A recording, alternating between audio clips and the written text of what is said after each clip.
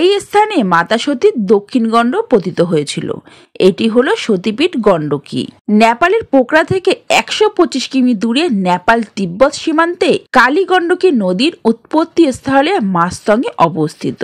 এখানে দেবীর মূর্তি নেই, শিলাখণ্ডকেই দেবী রূপে পুজো করা হয়। এই সতীপীঠে অধিষ্ঠিত দেবী গণ্ডকী চণ্ডী এবং ভৈরব হলেন চক্রপাণি। এই মন্দিরটি মুক্তিনাথ মন্দির নামেও পরিচিত।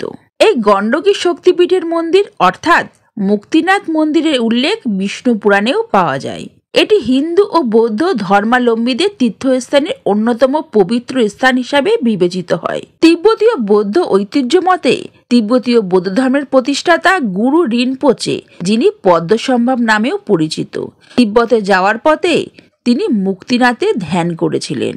এই মন্দিরটি হিন্দু ঐতিহ্যের অনেক সাধুদের দ্বারা প্রশংসিত হয়।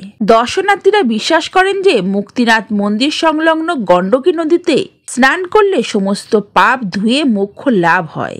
আবার এই নদীতেই ভগবান বিষ্ণুর প্রতীক শালগ্রাম শিলা পাওয়া যায় বলে কথিত আছে। এও বলা হয় যে কোনো ব্যক্তির অপূর্ণ কোনো ইচ্ছা থাকলে ভক্তি সহকারে দেবী গণ্ডকীর পুজো করলে সেই ইচ্ছা পূর্ণ হয়। মুক্তিনাথ মন্দিরটি বৌদ্ধ প্যাগোডা ধরনে নির্মিত। এই মন্দিরটি মূলত ভগবান বিষ্ণুর উদ্দেশ্যে নিবেদিত।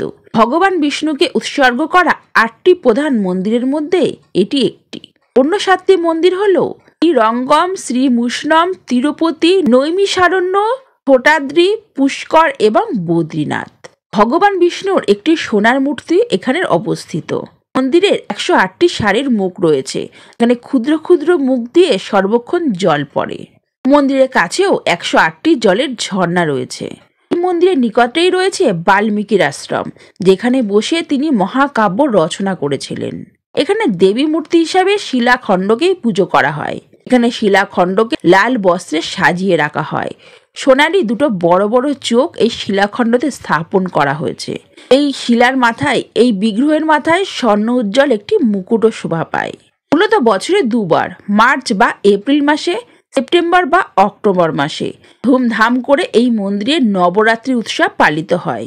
দেশের বিভিন্ন প্রান্ত থেকে এবং দেশের বাইরে থেকেও ভক্তের দল এসে ভিড় জমায়। এই উৎসব 9 দিনেরও বেশি সময় ধরে উদযাপিত হয়ে থাকে। দেবীকে বিশেষ যজ্ঞ ও পুজো করা হয় তখন। নবরাত্রি ছাড়াও শিবরাত্রি এখানে খুব জাঁকজমকভাবে পালন করা হয়। জয় মা।